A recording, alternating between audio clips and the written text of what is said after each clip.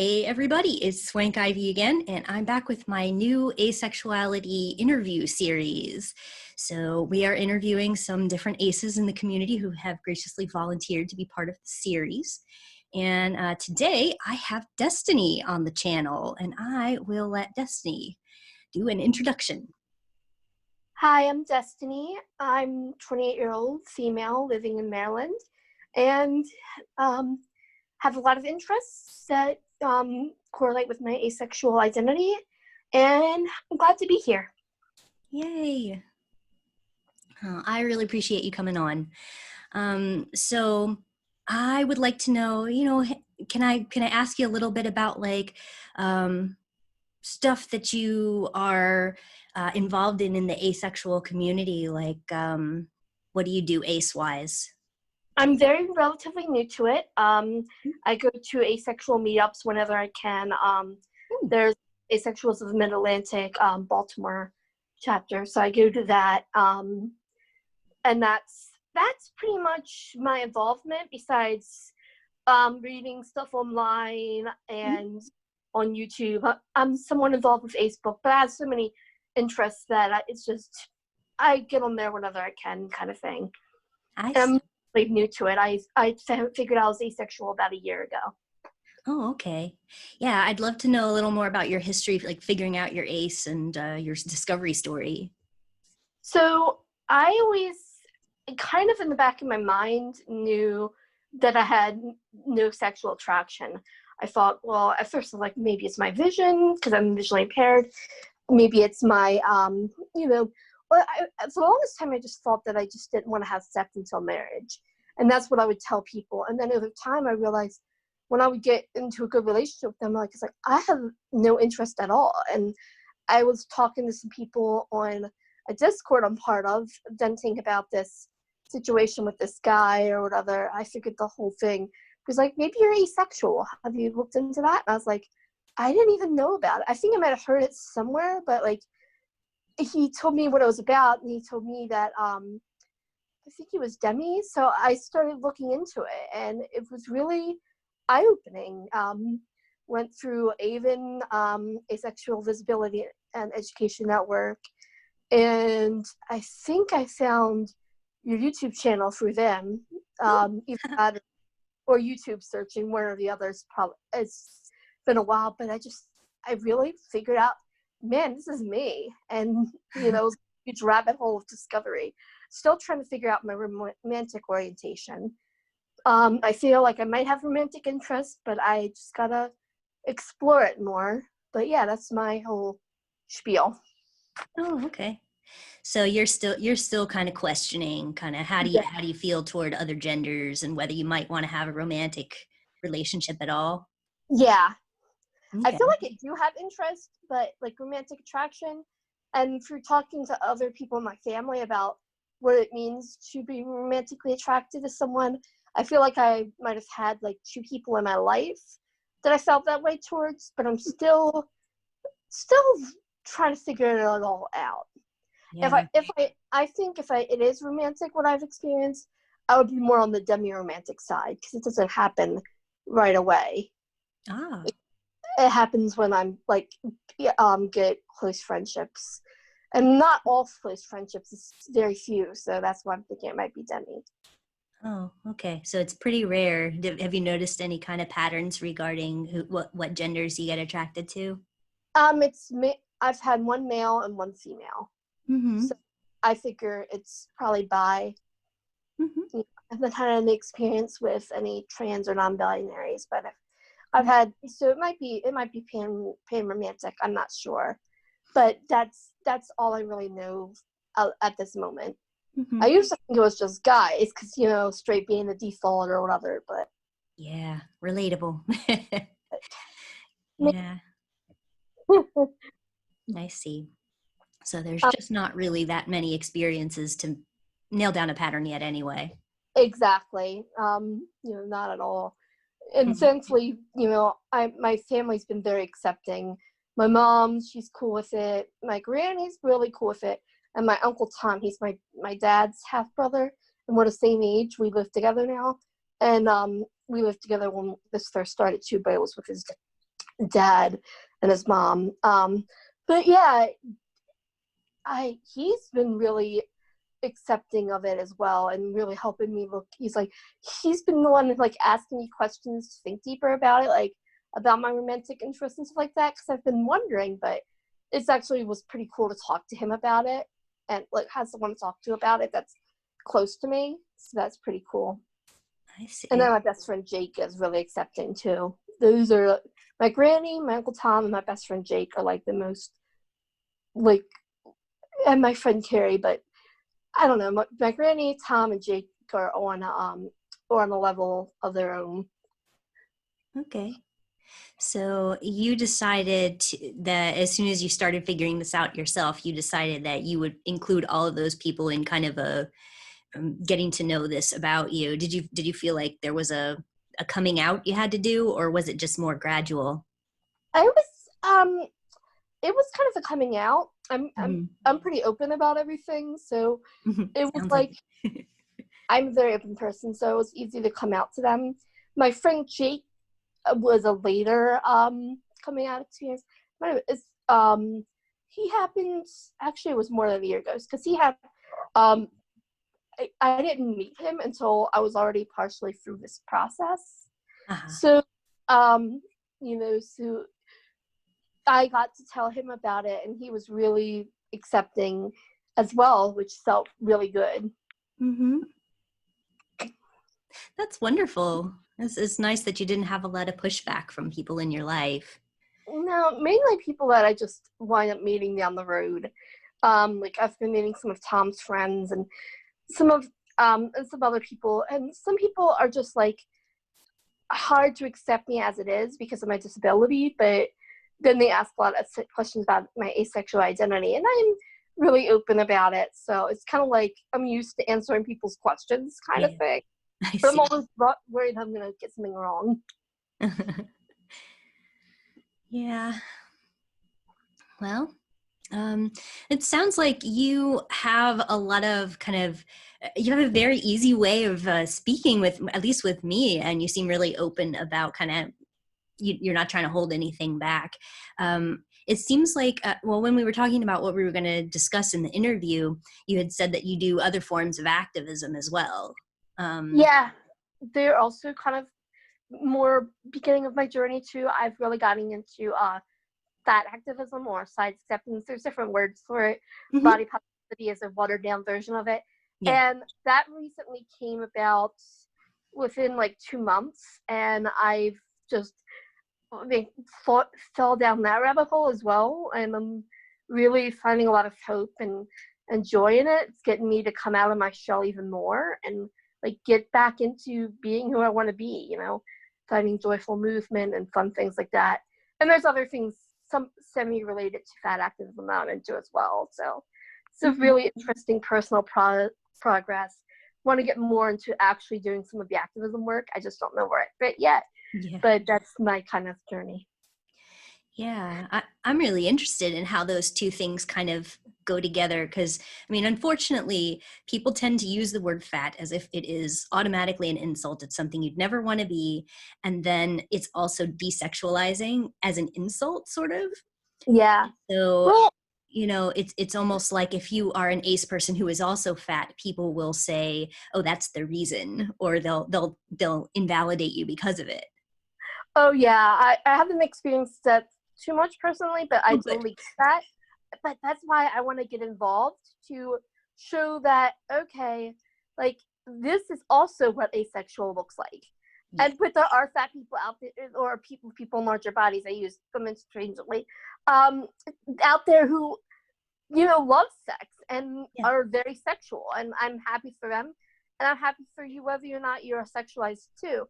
And it makes it a little bit easier for me because, I won't be fetishized. So I had that privilege of like, or maybe I will, but I don't have to deal with them, like, because I'm not in the dating world right as this moment. If I do get into it, I'll have to, but, it's kind of makes things easier and harder at the same time, because I don't want to be like, oh, she's fat, that's why she's the way she is. But I also don't want to be like, desexualizing fat people's opportunities for sex. I just try to Right. find the balance to figure out how I can best serve people in both communities.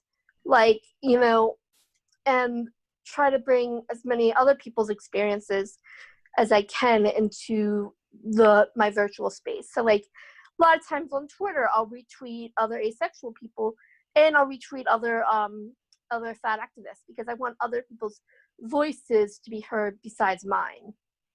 I love Yeah. that. No, that's great. And it is a really wise perspective to say, like, hey, even though this is my experience, there are maybe people in the fat activism camp who will be frustrated if you combine it with anything desexualization. I've seen a lot of, there are a lot of communities that get desexualized against their will. And then if you happen to represent both of those, where like you're asexual, you don't even want it, and then you're in a group that has this pushed on them, it's almost like there might be people who are going to say, we don't want you to say that because it makes us look bad. But there's room for everyone. There's room for all diverse experiences inside of that. And even I know some asexuals still enjoy the act, and I always make sure, like when I'm with new friends or whatever, and my asexuality comes up, I make sure to say that, well, this is what asexual means, no sexual attraction, they still might enjoy the act.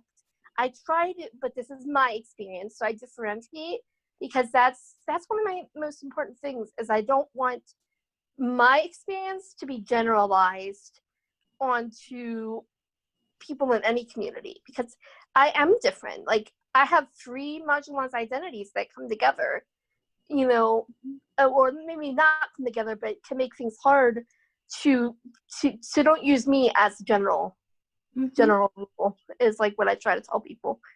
Well, that makes sense. And I think it's important that people understand there are always going to be people who have these intersections, that the community has to be for them as well, or else it's not inclusive. So it's very important. I mean, I agree. So, I have a couple of questions that I'm making sure that I want to ask everybody. They're kind of generic, but I'm going to go ahead and throw them at you. And one of them was just if you can go over what you feel like the hardest things about being asexual have been for you. The hardest things is I do want love, and I do, like, I've been thinking about, do I want love? Do I not? I want a romantic relationship, at least to explore it, but I'm nervous because most people are not asexual, and most people want sex, and I have zero interest in ever having it. And I mean, that makes it really hard, to find someone. And then sometimes in the past, where I'm like, and even now, as I think about people that I had romantic interest in, I would be nervous to even ask, because that's the hardest thing, is to really to see whether or not a relationship would work. And the other hard thing is being asked about, like, oh, someone finds out that I'm asexual, and they're like, is that because of your vision? Because I can't see very well. I have optical nerve hypoplasia. My optical nerves didn't develop all the way. So people think, oh, okay, it's because she's partially blind. No, I mean, I know lots of other blind people who can't see at all, and they still have sexual interest and attraction. They might figure it out through other ways. Maybe it's slower about getting to know the person, or maybe it's their voice or their silhouette or something that turns them, or something the person does. But like, so I just try to get people away from that idea too. Yeah, it's all related and interconnected. Yeah. I if I ever get good at figure out the best way to edit audio, I eventually want to start out my own podcast. It'd be called the well, originally I was going to call it The Intersections of Me, but I think I figured out a new name for it a little while ago. Okay. And that's going to be called Destiny's Universe. All right. My dad's email address used to be that, so I'm like, I'm going to make that my podcast name. That sounds cool. What kind of stuff do you think that you would talk about? Like, just mainly your experience in all of those things? Yeah, in asexuality and fat activism and being disabled and dealing with depression and codependency, how I've kind of healed from that. And then bring other experts on in certain fields or other people who have more experience in working and educating people in these areas to like come on and talk with me about like certain things. So one day it might be about being Catholic and codependent, or like like boundaries and body image, and like just bring things together. Or sometimes just have certain people on by themselves with no real connection topic, just their main thing. Like I definitely would love to have my favorite horror podcasters on. So that sounds like a fun adventure. yeah, I just gotta like come out of it, come out of my worries and learn about audio editing and stuff. Yeah, I'm certainly no expert on any of that stuff myself, but you know, I'm not getting paid, so people can't really complain. Yeah, true. Just gonna make what I make. That's why they call it on YouTube. They call it YouTube. It's you. Yeah, exactly. And there's not really too much in the way of tubes, but I guess what they used to call it for, I guess, is it from TV? I guess when there used to be the cathode ray tube, and so we called it the tube, and now we have TV that is not really a tube. I don't know. I'm guessing. Yeah, it's kind of interesting though to think about it. Yeah. I know they used to call the old style TVs boob tubes or something like that. So there you give them that. Funny how many things that we don't even know the origin of are now part of our language. So I also wanted to ask you the flip side of what I just asked you regarding the hardest things is also I'd like to know what you think the best things are about being asexual, at least for you. For me, the best things are like, I mean, I don't have that sexual attraction or drive. Right. So like, not like, I don't really feel like I'm missing anything. And it's just easy to be like, if I'm single, you know, because like, or even if I do find someone, I know that that's one boundary that would never be broken. And I just feel like it would have to be someone who loves me for me. So it gives me that kind of like that hope, you know, like it gives me that kind of distance a little bit to be able to state what I want and also give the person, you know, what they would want as well. And it also just makes it easy for me because I just feel like I don't have to worry as much, like, about a lot of things. I don't know, it's hard to describe them. I didn't think too much about the easiest. You know, some that's of relatable, things though. Hard too. Sorry? Some of the easy things can be hard too. So. I know, yeah. It's sort of like it makes relationships easier in a way, but also makes them harder because, you know, this is a deal breaker for so many people. Yeah. But I really relate to what you said regarding it being sort of easier, just partly because like I never really thought being asexual made my life that much easier. But then when you hear about people really feeling like they're so stressed out or so upset if they can't find somebody, or they just really feel a very large lack in their lives that I never experienced, I'm like, well, you know what? I have my problems, but I'm glad I don't have your problems. Yeah. Or like you hear about people who like they'll be friends or they'll even be in a good relationship, but as soon as the sexual part gets involved, it goes downhill. And it's like, well, at least for me, you don't have to worry about that. Right. So it's like so cynical at the same time feeling sometimes. Yeah. I guess it's just part of the reality, and yeah, there's always going to be some disadvantages and advantages. Part of me does want the love, you know, the romantic love, but even if not, just a sense of belonging. So I'm trying to get that sense of belonging for my own first, you know, and that's hoping that would just, you know, so I'm not putting all my eggs in 1 or 2 or 3 baskets, you know, trying to make myself, like, improve myself in a lot of ways. Sure.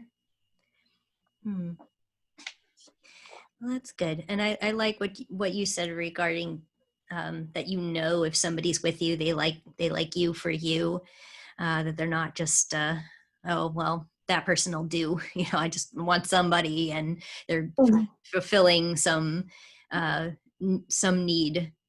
Yeah. It seems like, especially if you're probably demi-romantic, then there'll be an authentic sort of climb toward this relationship that you'll both be able to trust as you get there. Yeah, absolutely. Yeah.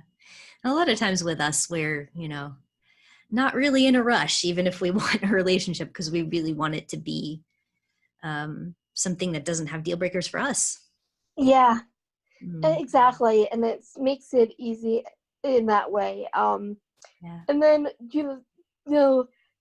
one other hard thing that I was thinking about when we were talking about all this that popped in my mind is, Mm-hmm. one hard thing is that, like, it's hard for me to discouple, I don't know if that's the right word, disentangle beautiful from sexy.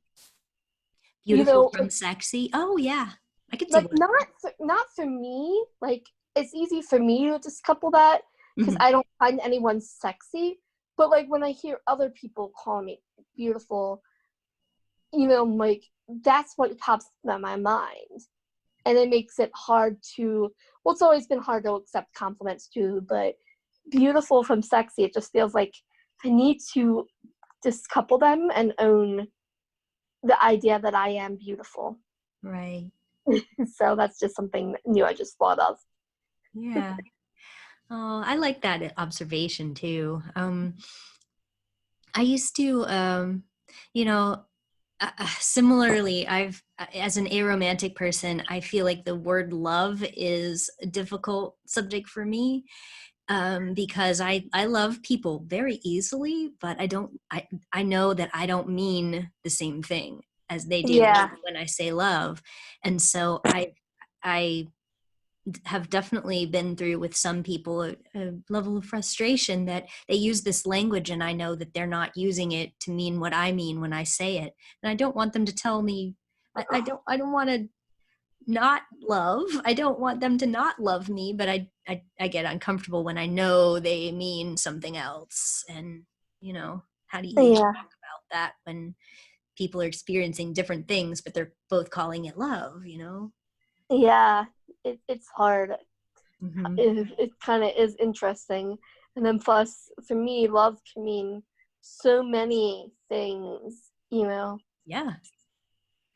And most of them are good. Most Yeah. of them are things It's, I want. yep. Mm-hmm.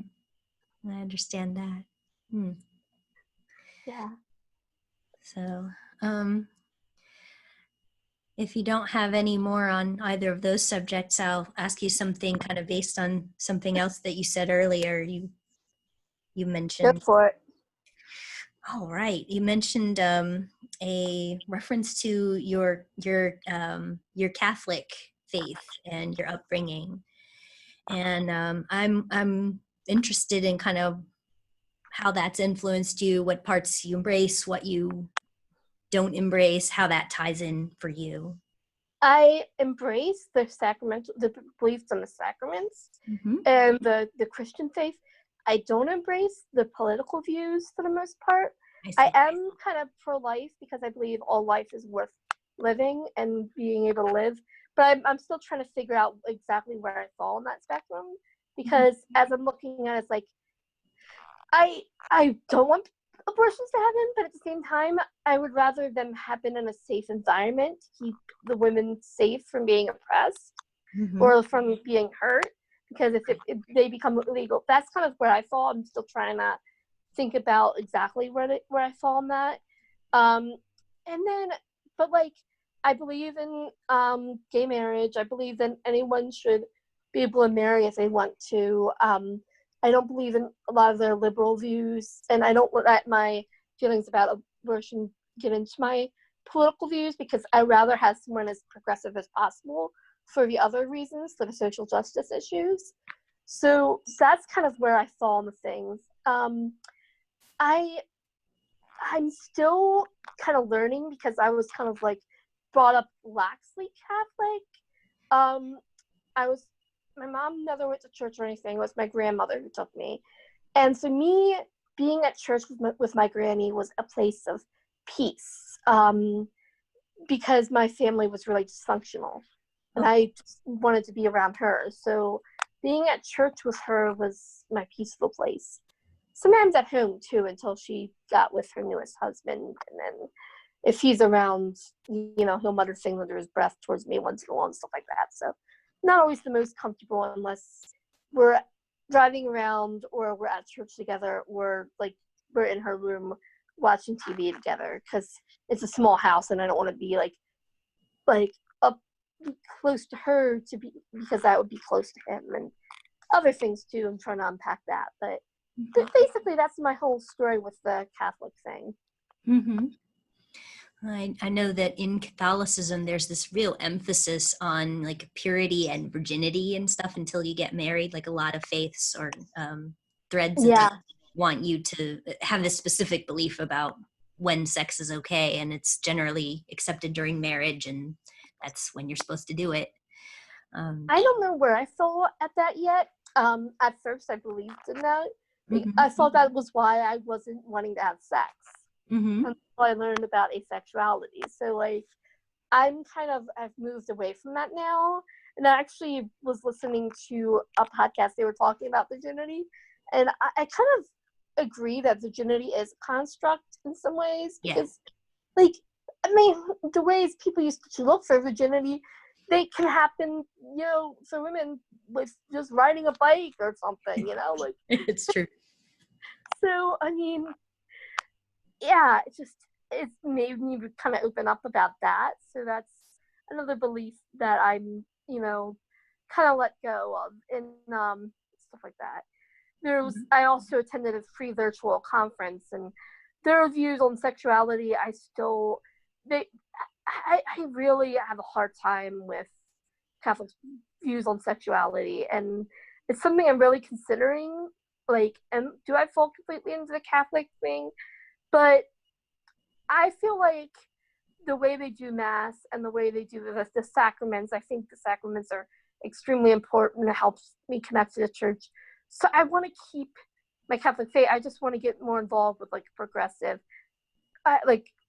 Catholics. Like there was a group that I was hoping to get involved with, but I never got to go to one of their Masses or anything. But yeah, that's just kind of where I fall. Mm-hmm. Sort of an evolving state as you learn. Yeah. As I learn, and I'm always learning and growing. I'm jumping from one passion. Excuse me, sorry. Had this little cough that comes out once in a while. One passion to another, and trying to, and then I'll come back and circle around everything. So I'm always on a constant learning basis, because when I get into something, I get deep. But never past a certain level, so I'm just trying to lurk on things as a total instead of just getting sucked into one thing. Yeah, that's relatable too. Yeah. This Catholicism specifically and religion in general, there is kind of this emphasis on guilt association with sex. And one of the things I keep seeing with asexual people who raised some form of religious is that they didn't relate at all to the resisting of temptation that is so emphasized, that they're like, I'm not having a hard time resisting this at all. What's wrong with me? Yeah, that was a kind of feeling, but because I wasn't raised deeply in it, I was never made explicitly to feel guilty. So it was kind of easy to let that go. And I was really open with my granny, and my granny's the one who raised me Catholic, and she's very accepting of my ways. One time I was considering becoming a religious sister or nun, which I'm partially considering that, but I have a lot medical student debts that I've with me being on Social Security hasn't been able to pay off, and they want you to pay all that stuff off first, plus have your career. And I'm like, I'm still working on stuff. So, but then I'm also thinking, would they even accept me because they figure out I'm asexual and they know that that's not one of my areas of temptation. Would they even accept me? So it's just something I've been thinking about a little bit, you know. And it's a hard thing to figure out because I do love my faith, but the areas with asexuality, and then also their views on like they talk a lot about sacrificial love. And for me, who, you know, I've dealt with people pleasing and codependency, I'm still trying to find my line in the sand with that one too. Like, what's sacrificial love and where's the line, you know? Oh, wow. Yeah. Sacrificial love versus letting people walk all over you and take advantage of you. Yeah. I understand that because I've definitely been told, I mean, especially as a woman, you know, you get told your job is to take care of somebody else and your needs are not as important, and you're selfish if you don't let the person that you're with, who is presumably a man, you know, express his desires that way. Yeah. I'm selfish because I'm not letting somebody use my body that way. Well, like I always knew the line in the sand would not be broken when it came to my sexual interests. Like especially as soon as I found out I was asexual, I was like, okay, I know. Like that's one boundary. It's so easy to keep because like that's one boundary I've never struggled with. Yeah. I did talk to someone once who was raised Catholic who said that they were considering becoming a nun when they were younger, and they were actually told by an older nun, like, no, this is not for you because you don't struggle with that temptation. So it's not a sacrifice for you at all. So you're not even nun material. And that just made me sad because from the other side, people are always telling me, well, what use are you then? Why don't you just become a nun? Yeah. Starting with the fact that I'm not Catholic, I think they'd have a hard time with that. Yeah. Well, like, and I could even tell them I have the other vows. I would have a huge, that would be a huge sacrifice to me because, like, well, I'm already poor, so poverty isn't too bad, but like, it's all like a joint finances thing, and that made me really nervous because of my family dysfunction. Because my family used to have control of my SSI as a kid and as a young adult, and also I got settlement money for my dad's passing, and my mom and stepdad, they blew through that, and my brother kind of talked me into certain things too with the little bit that we did have in a joint CD with. But yeah, it's like that was all. So I'm not very trusting of authority figures, I guess you could say. So like I wouldn't be very trusting of other people when it came to money. And the vow of obedience is like, okay, seems like it'd be somewhat easy, but I don't know. Like the one group I did go to a come and see weekend from, I did find out that they're very progressive, so it's not like you have to obey everything. So that's a little bit more, I feel like I would fit in good there, but I kind of lost contact with them. Yeah, like after, you know, because of all the work I knew I would need to get done. Okay. Well, you are the first person that I've talked to who's coming from this specific kind of perspective religiously, but you're also the first person I've talked to who has visual impairment. Yeah. And I'm curious, kind of, you know, are you involved with any like disability support and activism groups for that? Not necessarily. I used to be involved with the National Federation of the Blind, and I also used to be involved with the Maryland School for the Blind, where I went to school, their alumni group.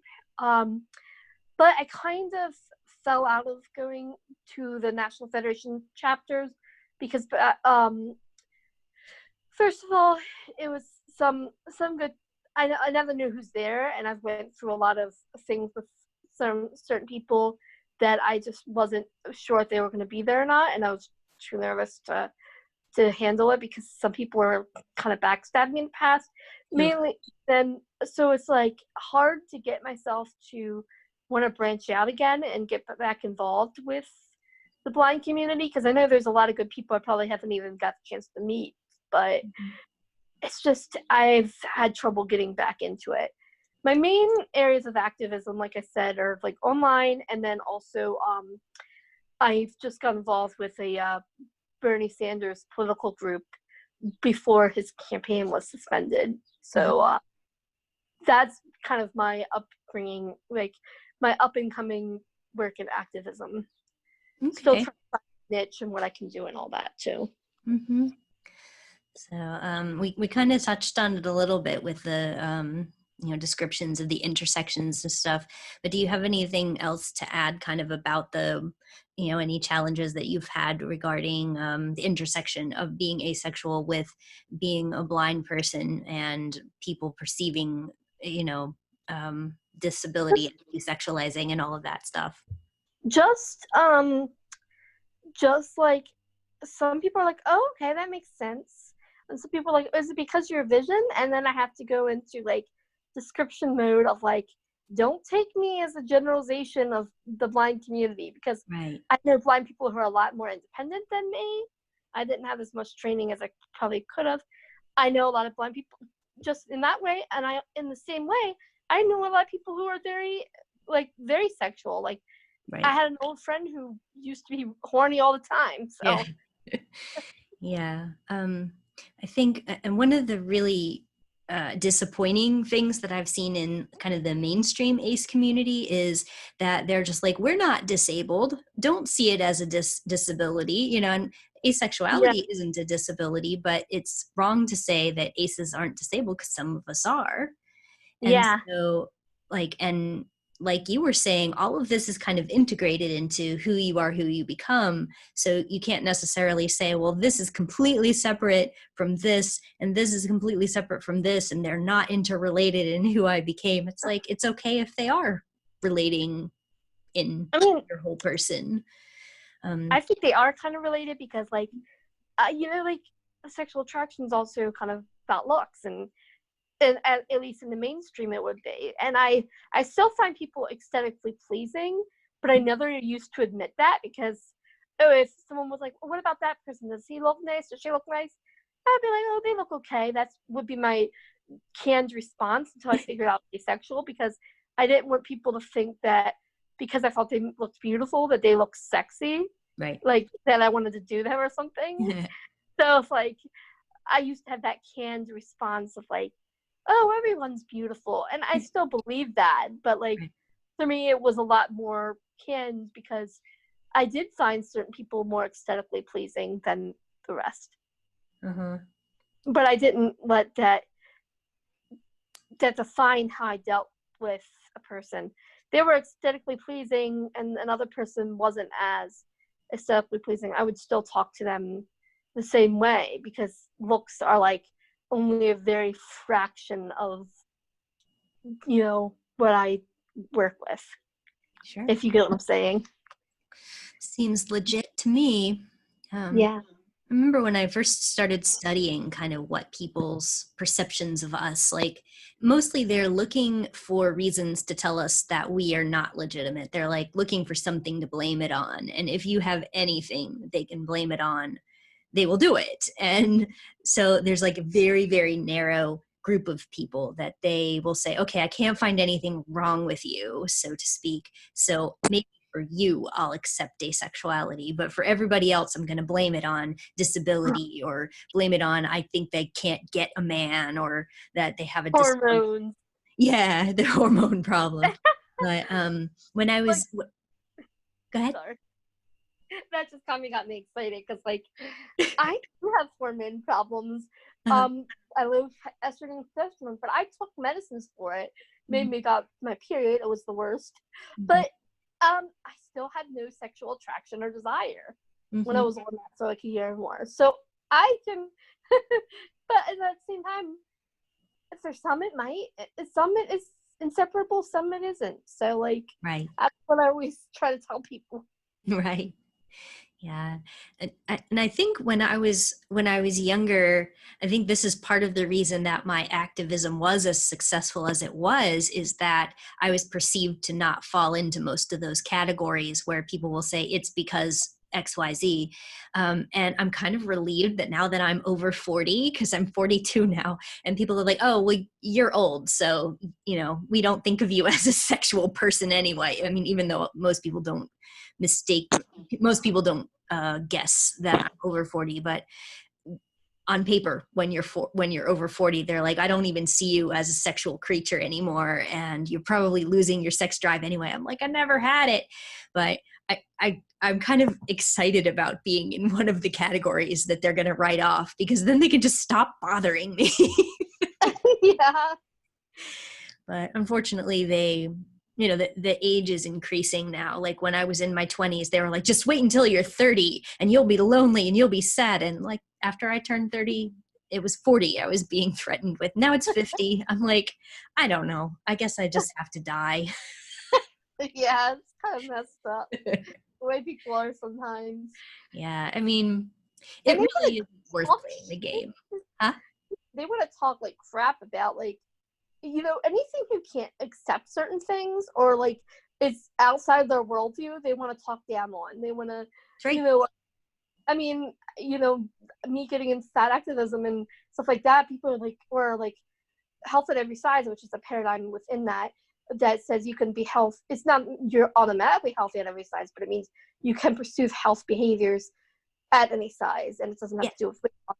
And people are like, well, this, that, and the other, and they want to talk down, or like certain people don't believe. They think I'm like anti-science and anti-doctor. Like, no, this shit is backed up by science. Yeah, 100%. Yeah, I mean, and it's very similar to how they'll treat asexual people, that like, well, you by definition are not healthy if you don't want sex with another person. And I'm like, well, actual science disagrees with you. So yeah, like what you said about health at any size, like they'll basically say, if you're fat, that means that you are not healthy, even though you could be many other sizes and not healthy, and the same people would not have a problem with you. Exactly. And like my favorite thing to do is like tell people look up Ragan Chastain, because like she's the perfect epitome of example of fat and healthy, because I don't exude all the health behaviors that some people do. And like, okay, that's not true. There's a woman who's ran a freaking marathon, wants to do an Ironman, and doing it while fat without the idea of weight loss. And like, she's one of the people I majorly look up to. Her and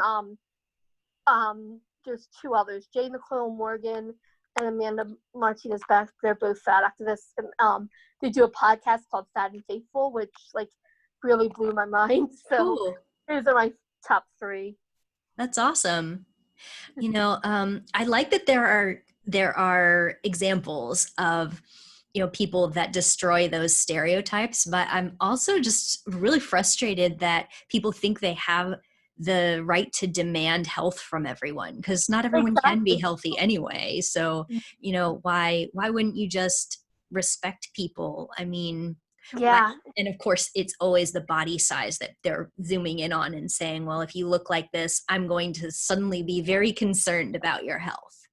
Exactly. Whereas the one I use a lot is that I'm a very pale person. I'm very very white. You can see through me.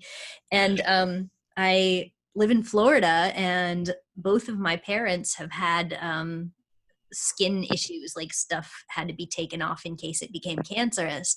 And so I mean, I'm a walking skin cancer case waiting to happen, and no one ever asks me, hey, you got that pale skin there, girl, do you wear sunblock? Nobody checks up on me for that, and that is actually something that could kill me.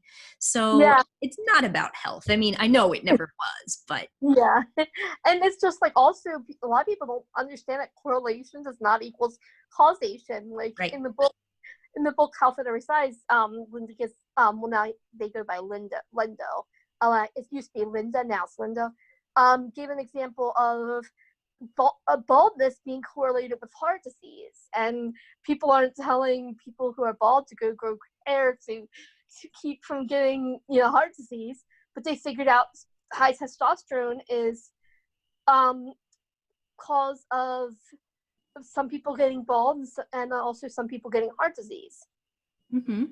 So it was, like they kind of figured out that correlation. Also, when people think about like the unhealthiness that people associate with being fat, they don't consider weight stigma or yo-yo dieting, which has like if people were to control, like there's studies done about weight stigma that controls the BMI. No matter what your BMI level, if you feel stigmatized because of your body size, that is like basically triggering a stress response. And people know the harmful effects stress can have on the body. Oh, It can lead to the same conditions, So, I mean, I've learned a lot about that stuff. So it's kind of that's a fantastic comparison as well. And it does, again, relate back to asexuality because, people will say, that they're saying and doing these things to help us, to fix us, to make us better. And of course, they always choose shame. Of course, they always use scare tactics and harassment. And somehow they still try to turn it around and say, this is for our own good. But if you actually really did care about me, that would sound very different. It's still not your business, but if you actually were concerned, it wouldn't sound like you're trying to shame me. It sounds more like you're justifying your own bigotry. Yes, exactly. And like what I like to say to ace phobes and fat phobes is, you're the problem. Yep. Like if you really care, stop being the problem. That's what I want to say. Right. I think they're ultimately, a lot of them are just mad that we are rejecting what they consider to be basic and known, quote, science, stuff that they learned in 3rd grade and never questioned. And they want to have permission to continue to believe these things because it's easier than actually developing a nuanced understanding of the diversity of human experience. Yes.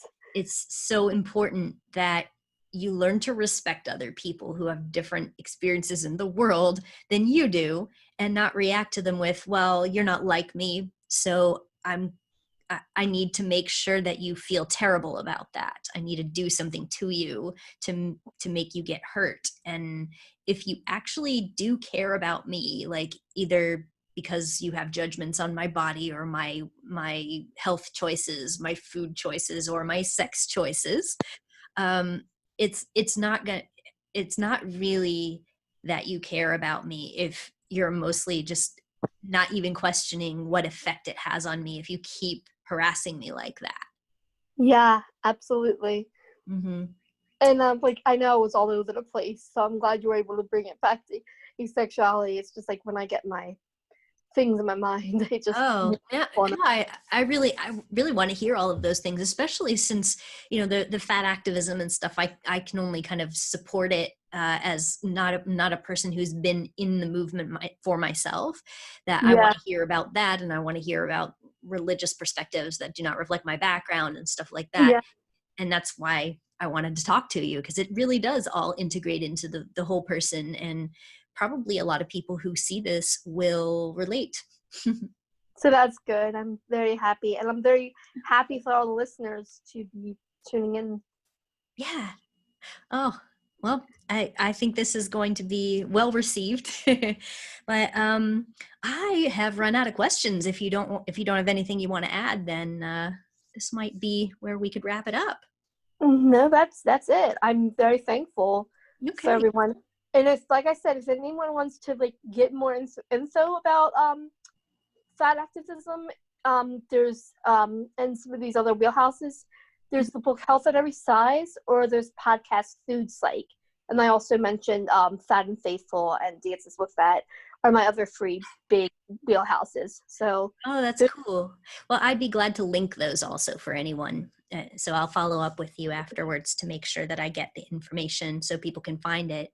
Yeah, I'll definitely get links sent to you. I should have thought about that before, but I'm just asking it as a follow-up for everyone if they want anything linked. So Yep, absolutely. that would be great. And if anybody who comments on this, like if you want both of us to respond to it, we may. So Absolutely. All right. So let's all right. Well, I'll just thank the listeners for listening, and thank you for being on, Destiny. Thank you. I appreciate this. Yeah.